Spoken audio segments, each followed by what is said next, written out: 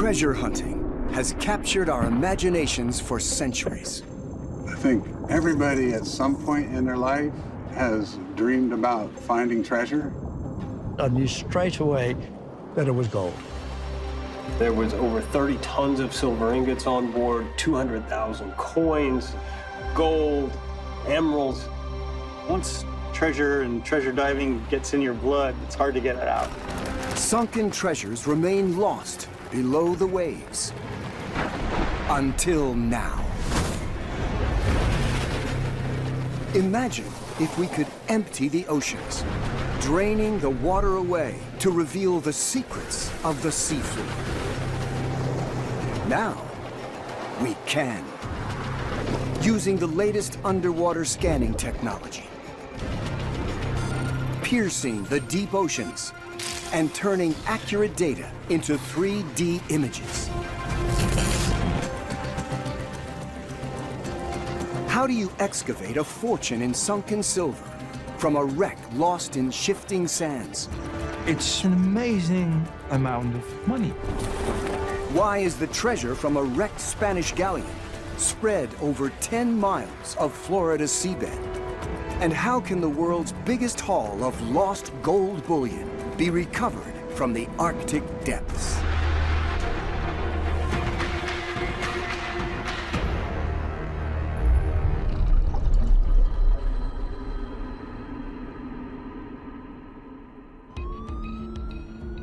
Today, moving money is simple. These days, you push a button and funds are electronically transferred. But in the past, the oceans were a pretty consistent means of moving the world's money. For centuries, treasure ships sailed the oceans of the world, packed with silver, gold, and precious stones. Hunted by pirates, battered by storms, threatened by reefs and rocky shores. The reason that you would find treasure underwater is the water has been the greatest highway in human history. And where there's treasure, there are treasure hunters. I think people certainly catch gold fever. I think people love searching for things. It's deep in our psyche. Around the world, hundreds of treasure wrecks remain unexplored. As the waters of the oceans begin to drain away, they reveal their most valuable secrets. The English Channel, 5 miles off the coast of Kent. The grave of an 18th century merchant ship. Lost to the waves and carrying a fortune in silver. The priceless wreck often vanishes and reappears under ever-shifting sandbanks. Can draining away the English Channel reveal the wreck and the sunken treasure? January 8th, 1740. The Dutch East India Company ship, the Rosev, sets off from the Netherlands into the English Channel. It's on an 8-month-long voyage to Indonesia, then known as the Dutch East Indies, the center of the spice trade. On board are merchants, soldiers, and a precious cargo. It's said that there were about 300,000 guilders of silver on board of the ship, in silver bars, and about 36,000 of coins. A fortune in today's money, equivalent to around $100 million. A few miles off the English coast, a violent storm blows up. The ship hits sandbanks and disappears. 237 men die, and the silver is lost to the sea. Now, more than 270 years later, a team of underwater archaeologists investigate. Martijn Manders heads the expedition. It's enormously unique to do a large-scale excavation underwater. We really have to take care of what's down there underwater or we lose it forever. These are treacherous waters,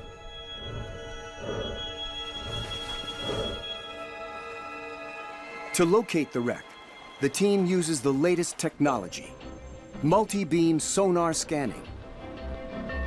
We came out and did a multi-beam survey. You create a whole image of the seabed. Multi-beam sonar fires sound waves to the sea floor. The return signal displays the shape and depth of the features beneath. That way we can start putting that puzzle together.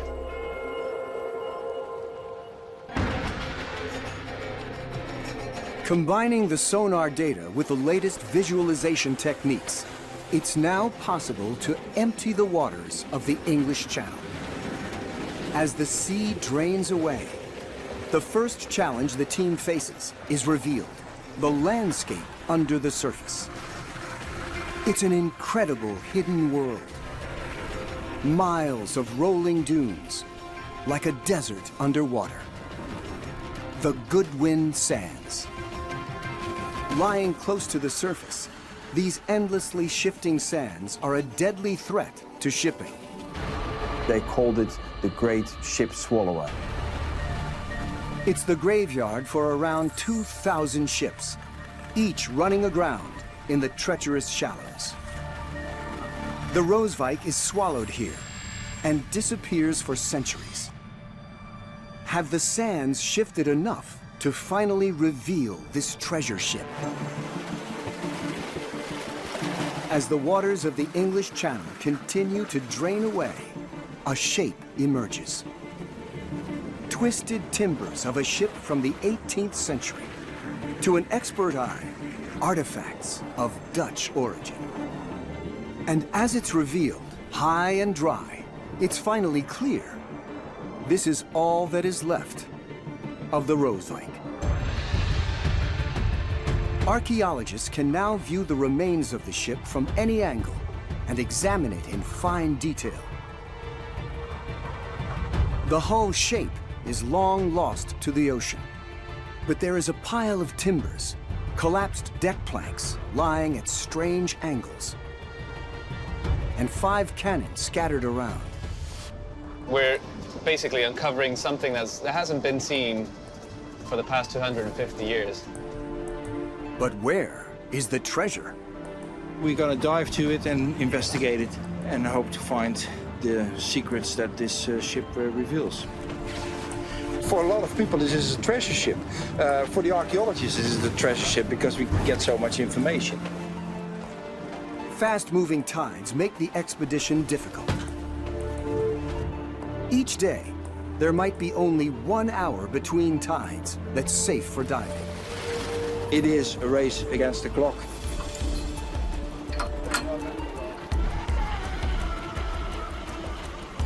Going down into an elevator is like going back in time. Take it down, I'll give you an all stop. It's a time capsule of 1740. Okay, you can relax, we've got a fix. Okay. An umbilical cord provides air 75 feet down. It was really, really exciting to start diving there. And I was swimming, and then suddenly you see these cannons appearing and wood sticking out of the seabed. You really get this idea that this is the place where all these people died. This is a grave. The drained wreck of the Rosev shows the scale of the challenge. Debris is spread over a large area. Here's what's thought to be the main part of the ship. But around 400 feet to the northwest lie 2 anchors and a pile of barrels. And more than 900 feet to the northeast, 10 cannon spread around. To the east, 8 more cannon in a row, next to another anchor.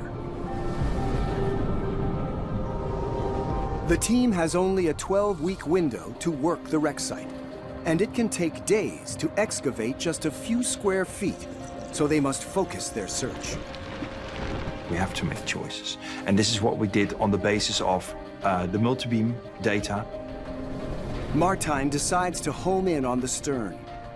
It's the place where the officers maybe the passengers, where the merchantmen used to live during their trip, where money was stored. But how much treasure might still be down there? Using enormous vacuums to remove the sand, they hunt carefully amongst the debris. Yes, I got it. Found the object. Martijn finds a broken chest with its contents spilling out. And then, a thrilling moment. A silver coin. And soon, dozens more. Money destined for the East Indies that's been lying here for more than 270 years. The wreck of the Rosev is beginning to reveal its treasures. Diver well? Diver well. These are pieces of 8 real. Some people might know them from the pirate films. The Spanish real was the standard trading currency of the 18th century. Made of silver, a single coin is worth more than a week's pay for a sailor. These coins are some of the thousands that the Dutch East India Company places on board ship, all minted just before the Rosev sails. But some of the other discovered coins are noticeably different. These are large ducatons, but they're old. They're very old. These are 17th century, so they're probably about 70 years, 80 years older than when the ship wrecked.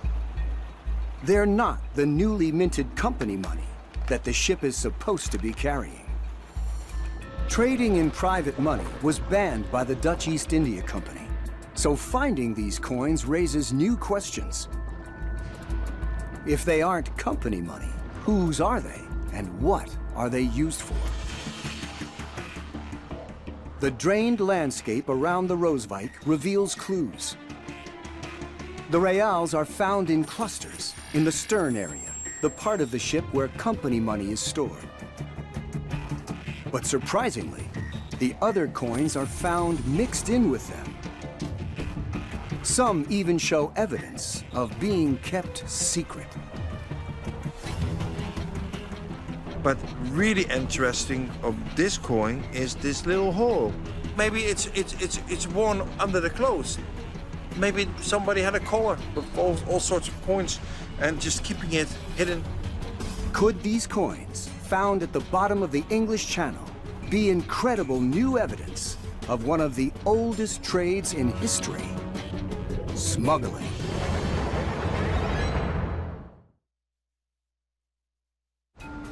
So we have a notary deed, an official document. In Amsterdam, Martijn Manders investigates the sunken treasure of the Rosev and meets historian Matthijs van Rossum. And this is the interesting thing. We had these combinations of coins, all different kinds, very old. That's definitely private trade. Private trade means a booming black market in smuggled silver. Isn't that illegal? It was illegal because the company banned the shipment of silver from the Republic to Asia and back. So this is evidence? This is basically all illegal. Silver is worth more in the East Indies than in the Netherlands because it can be used to buy trade goods like spices. Enterprising members of the crew collect cash from their families and friends. Then, once they arrive in Asia, they simply sell their private silver to the Dutch East India Company for a profit. It's illegal, but the company turns a blind eye to the trade because they use the smuggled silver to buy more spices. Draining the Rosev reveals that not only are the private coins found in the stern, they're also discovered in other areas of the wreck. This poses a new question. Was it only the merchants did this, or was it more widespread? This was actually very widespread. The captain, the first mate, the surgeons, the company merchant on board the ship, then the lower ranks does indicate that the whole crew participated to some degree in this trade. For 2 centuries, the Dutch East India Company dominates trade between Asia and its headquarters in Amsterdam, making the city the key commercial center in the world. The Dutch East India Company was one of the very first large multinational corporations. Its mission is profit.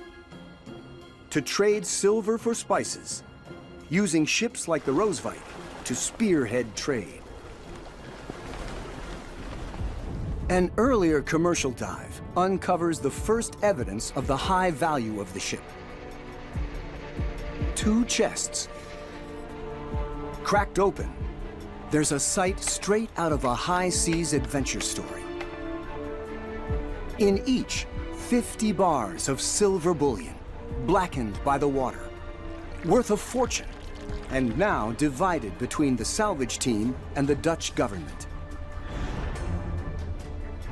But the smuggled coins add new understanding to one of the most colorful sagas in the Age of Discovery, and reveal that everyone is secretly in on the take.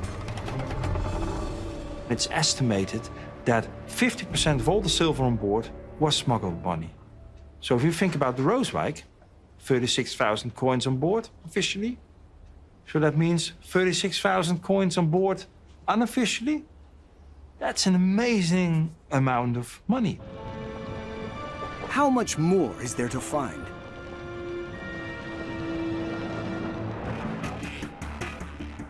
It's 6 weeks into the 12-week expedition. At a harborside lab, experts carefully record the archaeological treasures so they can be studied anywhere in the world in stunning 3D detail. Pewter tableware, glass bottles from the captain's table, and more company coins. We've only found 700 so far. There are many thousand more to find. With only a few weeks left on the project, the race is on to recover as much as possible. And the team now also wants to solve the Rosevic's long-standing mystery. How exactly did it meet its fate? The drained wreckage of the ship reveals clues. The stern section can be seen lying in a pile. More than 300 feet away, there's an anchor. And farther out, several cannon grouped together. What does this spread of clues reveal? This is the evidence of the people struggling and trying to save their ship. The ship was caught by the storm, was pushed on the sandbanks of the Goodwin Sands. It's just been smashed on the sands. So what do? You throw away your heavy equipment and you start with your cannons. During the storm, the crew ditches at least 23 cannon in an attempt to lighten the ship and break free from the sandbanks. Then the crew drops anchor, but there's no chance of escape. It just gets stuck further and further. The sea lifting the ship and just pounding it onto the sand, breaking it in thousands of pieces. And everybody was lost. It's almost unimaginable.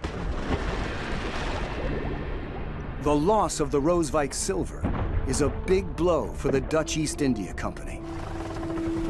Shipwrecks are one of the recurring threats for the company. So yearly there would be losses of ships, 1 or 2 on average. And some historians see this as one of the factors that contributes to the demise of the Dutch East India Company. Now, after 12 weeks of challenging excavation, the archaeological expedition is almost at an end. So this is the last night of the project. 12 weeks of great dives, but also we had storms, we had lots of difficult tides, bad visibility, but we've also made a lot of progress. We've found around 2,000 coins. Both divers, if you stop work. It's only a fraction of the coins known to be on board. Including the smuggled ones, the value of Rosev silver could now be up to $125 million. Martijn plans to return to the wreck site. How much more of the Rosevik's sunken treasures can be recovered from the shifting sands below? Archaeologists and treasure hunters continue to scour the seas. And as the world's oceans continue to drain away, they reveal yet more tantalizing clues of fortunes lost under the waves. The Florida Keys. In 1622, a Spanish galleon sinks here, laden with an extraordinary haul of silver, gold, and gems.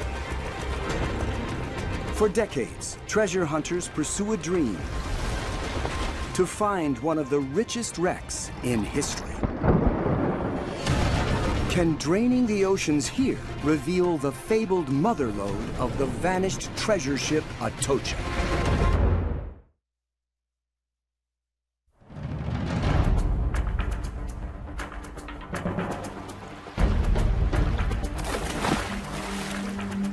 I'm Kim Fisher, and I'm a treasure hunter.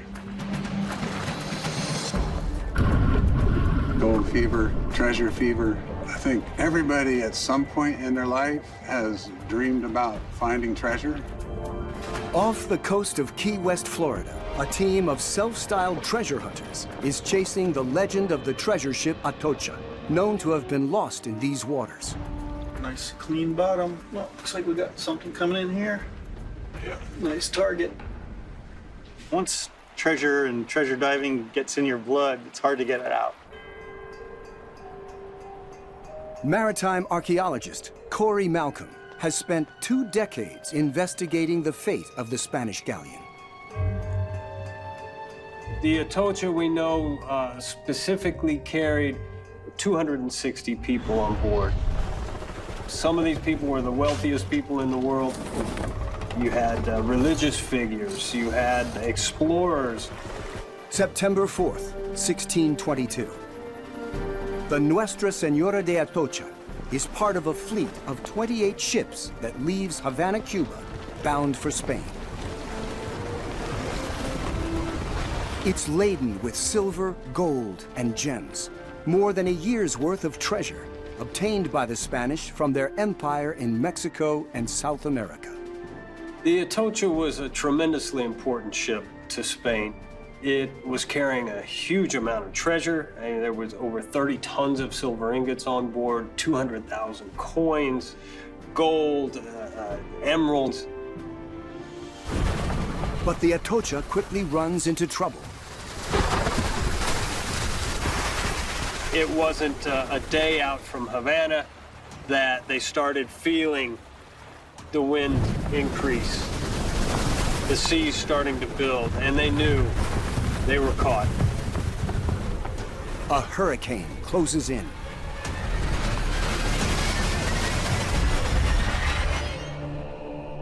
The ship is lost. Only 5 men survive to tell the tale. And their testimonies say that what sunk the ship wasn't just the high wind and waves. There is clearly something else here that poses a deadly threat to shipping. This area is notorious for shipwrecks. Around 1,000 ships have been doomed along the Florida Keys. Ships are drawn to these waters to make use of the Gulf Stream, the ancient highway of the seas.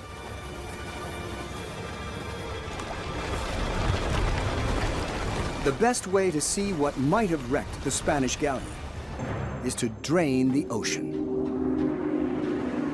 Now, multi-beam sonar scanning details the extraordinary subsea landscape around the Florida Keys. As the waters drain away, a vast coastal mountain range is revealed. The shallow Florida Keys are just the peaks. Beyond them, the land drops down up to 6,000 feet into an ocean abyss. This is the edge of the North American continental shelf. We have a pretty dramatic drop-off here. It goes down like a wall. Further in from the leading edge, an amazing sight is now revealed. Hard, rock-like formations.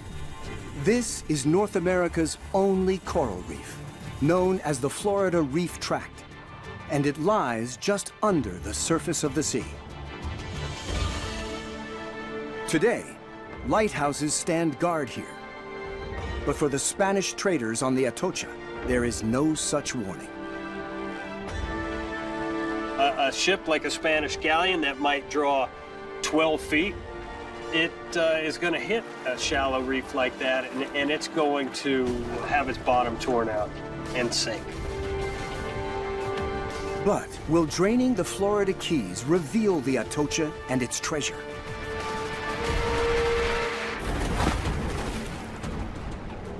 Throughout the 1970s, treasure hunter Mel Fisher searches for the lost ship. He and his family are driven by stories of the legendary treasure. My dad was an eternal optimist. Today's the day, he told us every day, today's the day we're going to find it.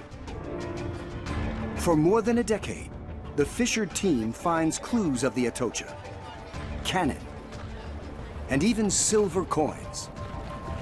These finds are tantalizing and help finance the continuing search for what the team calls the motherlode. In the early years, people thought Mel was crazy. It's, you're never gonna find it. For some observers, treasure hunting and archaeological preservation don't mix. Mel Fisher invented a propeller blast system to clear away sand. Recovering sunken treasures this way can damage the seafloor and some of the artifacts that lie upon it. But the treasure hunters believe that their work also helps us understand the past. We're kind of saving history. If we didn't go out there and recover these items in a responsible manner and bring them to light for the public, they would be lost forever. 15 years after the Fisher team begins searching, there's a breakthrough. Cameras capture murky images on the seafloor. Draining away the waters of the Florida Keys reveals clearly one of the most valuable shipwrecks in history. Based upon the latest scanning data and computer visualization technology, it's possible to empty the seas, exposing what the Fisher family spent almost 2 decades looking for. Visible for the first time in 4 centuries, wreckage of the Atocha, 55 feet down, once again open to the light of day. Strewn around, timbers from the ship's hull, stones carried as ship's ballast, poking out of the mud, debris of shattered treasure chests. It really doesn't look like a ship anymore. It's broken up, it's decayed. Among the wreckage, a pile of blackened metal. It's a massive block of silver bars. 30 tons in total. The motherlode of the Atocha, exposed for all to see. It's an emotion. It was a wonderful feeling of accomplishment to see Mel Fisher's dream the motherlode. Lobsters around it a whole bit. When I got out of the water, I went over to my chart and I put a real X on the chart of here's the treasure. It was totally overwhelming. We were all elated. You know, we'd spent most of my life looking for this one wreck. Now there it was. It's arguably the biggest ever haul of Spanish treasure, making the Fisher family and their backers wealthy beyond their wildest dreams. The motherlode in 1985 was valued at about $400 million at that time. Between now and then, we've recovered a lot more, and the value in today's numbers, you know, it's somewhere probably twice that, you know, approaching $1 billion wreck. It's kind of mind-boggling. Among the treasures are an emerald and gold cross and ring, rare silver from the Incan Empire, gold chains, and cups. And the Fishers are not finished yet. Their search for more of the Atocha's riches continues. Based on what we see on the manifest and what's been recovered, we can estimate there's 300 silver bars. There was about 70 pounds of emeralds smuggled on board the Atocha. And we've only found about 6 or 7 pounds so far. There's still a lot of treasure out there to be found. The Fisher team has discovered that treasure from the Atocha has been found not just at the motherlode, but spread out over miles. Why is it spread so widely? And can draining the trail of wreckage lead to finding a second motherlode?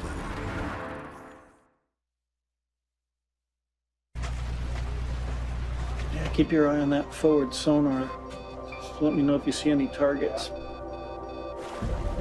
The hunt for the Atocha's lost emeralds is now focused on a missing part of the ship. The stern castle, where the wealthiest people on board have their cabins. My number one target is probably a pile of emeralds. Emeralds are so valuable that you could have one box full of emeralds that would be worth a whole ship full of silver. The Muzo mine produces the best emeralds in the world, even today. So keep your eyes open for big emeralds. That's the big prize. Critical clues lie in the spread of wreckage and previously discovered treasures. The treasure hunters call it the Atocha Trail. Depth is good. There's a target coming in right there. Might be something we have to go dig. With the waters of the Florida Keys drained away, the true extent of the Atocha Trail is revealed. Survivors' accounts report that the ship hits the outer reef here and eventually sinks 2 miles away at the site where the motherlode is found.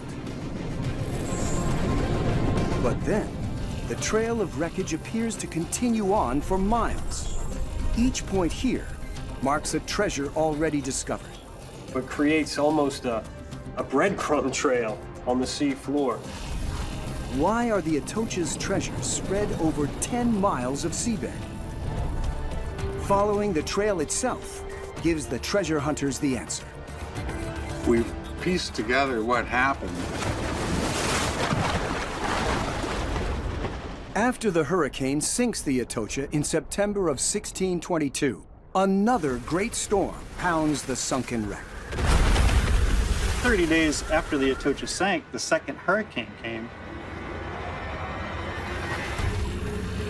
The bow and the stern and the upper decks all ripped loose in that second storm and started bouncing along, leaving a trail of treasure. Lying 4 miles from the motherlode is what's thought to be the bow section of the ship. But the trail appears to continue even further. That superstructure carried off breaking up as it went along and dropping things.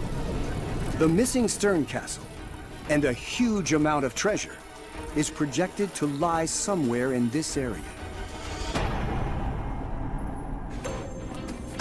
And now, new technology, a hovering autonomous underwater vehicle, or HAUV, allows the treasure hunters to find the tiniest clues. It lets us scan large areas of seafloor. Working under a legal permit, the new equipment will use a high-frequency magnetic field detector. So we can detect metals deeper than ever before, and we can start to discriminate different metals. And where there's more metal, the Fisher team expects to find the missing part of the ship and lost emeralds. Well, looks like we got something coming in right here. That's just a matter of systematically working the trail of known artifacts and kind of like breadcrumbs through the forest. The search continues.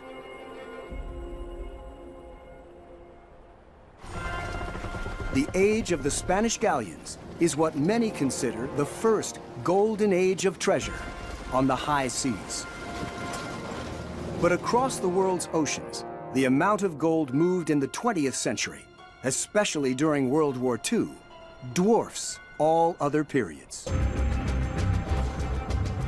As the oceans of the world drain away, an extraordinary wreck is revealed near the Arctic Circle.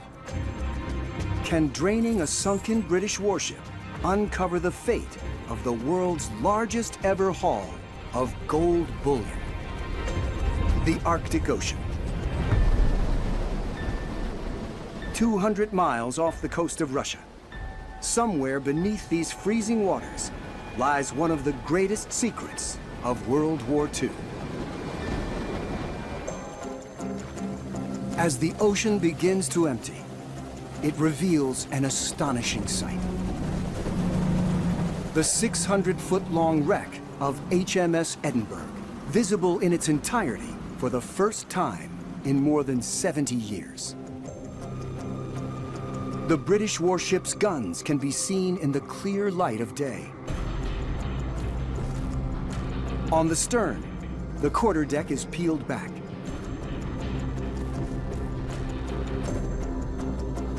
There's clear evidence of torpedo damage, a huge hole in the side.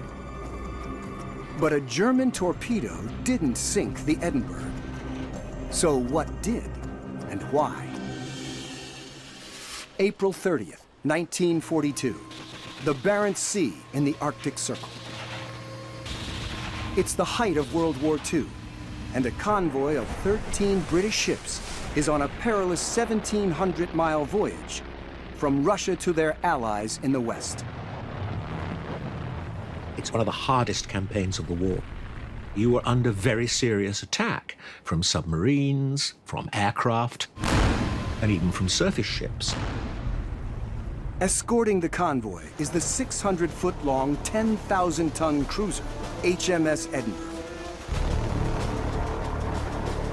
It's a formidable warship with more than 24 guns.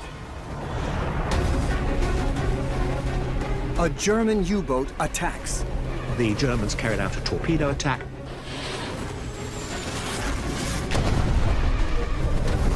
Another torpedo hit the ship, increasing the damage. 60 people are killed. 2 days later, the remaining crew are ordered to abandon ship, forcing a fateful decision on the Navy. The Admiral decided that it was too far gone, and he ordered one of the destroyers to put a torpedo into her engine room. She went down within a couple of minutes, and she went completely vertical. HMS Edinburgh sinks beneath the waves, 200 miles off the coast of Russia. Sunk by its own Navy. It was vitally important. You didn't want her falling into German hands. But why take such extreme measures to keep the Edinburgh out of Nazi hands? The answer is gold. The gold that was loaded on board the Edinburgh Mads was, we know for certain, was 5.5 tons. That's what the Admiral signed for. And 5.5 tons was 465 bars. It's payment from Russia for war supplies, and worth $240 million in today's money. In 1942, recovering the gold from the damaged ship just before it sinks is too dangerous. The sunken treasure lies undisturbed for decades, and the ship is recognized as a war grave. But then a dive expedition, sanctioned by the British and Russian governments, is launched to salvage it. Leading the hunt is treasure diver Keith Jessup, working with marine engineer Rick Wharton. What drove us to it is interesting. There was the allure of gold, but frankly, we didn't have great expectations at that stage. There were so many unknowns, like a moonshot.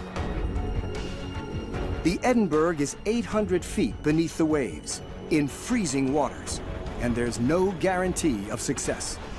The first challenge is finding a precise spot to search. It's suspected that the gold is stored in the bomb room. The problem is, this is one of the most secure areas on the ship. Situated deep inside the hull, the bomb room is where explosives are kept and valuable cargo. And it's behind the ship's 4-inch armor plating. Will draining the Arctic Ocean reveal how to access the wreck of HMS Edinburgh to recover its treasures?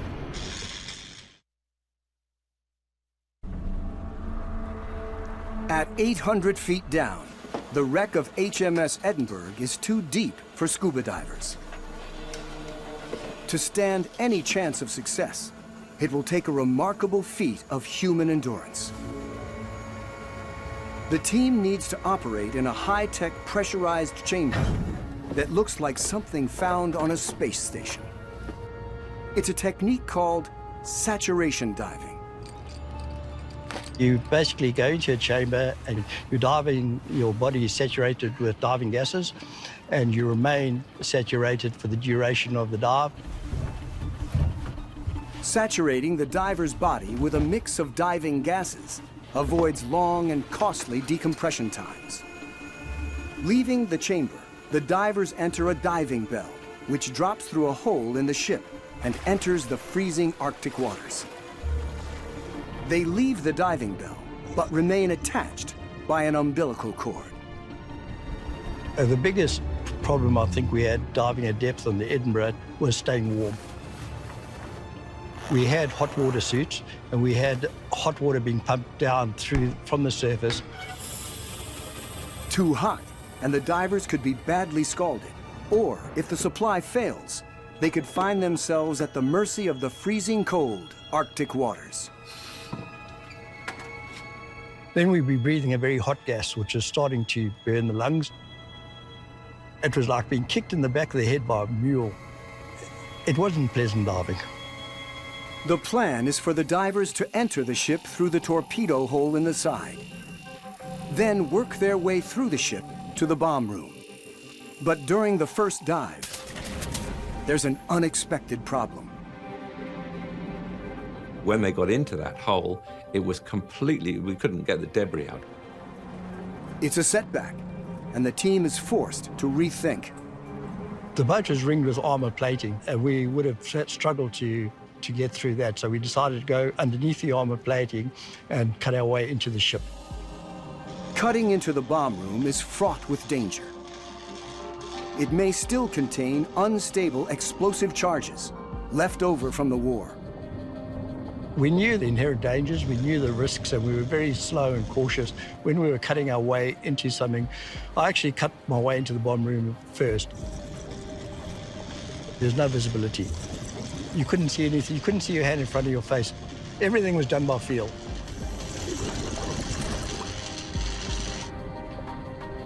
And then I touched something that was slightly heavier. I tried to pick it up, and because of its size, it should have been easily be able to lift it, but the weight straight away gave me some sort of idea that this wasn't something ordinary. As soon as I lifted it, I knew straight away that it was gold.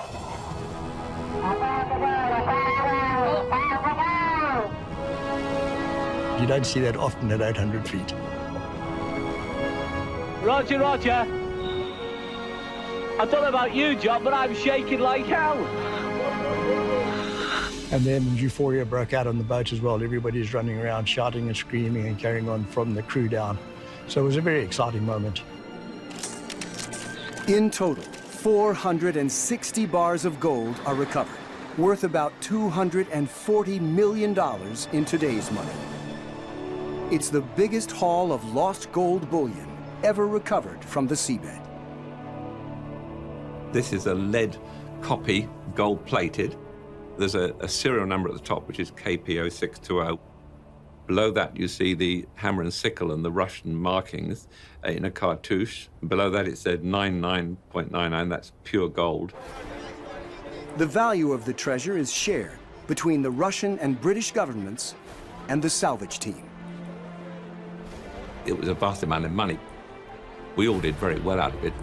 It completely changed our attitude to work because we never really had to again. We did, of course. Now, emptied of its sunken treasure, peace returns to the Edinburgh.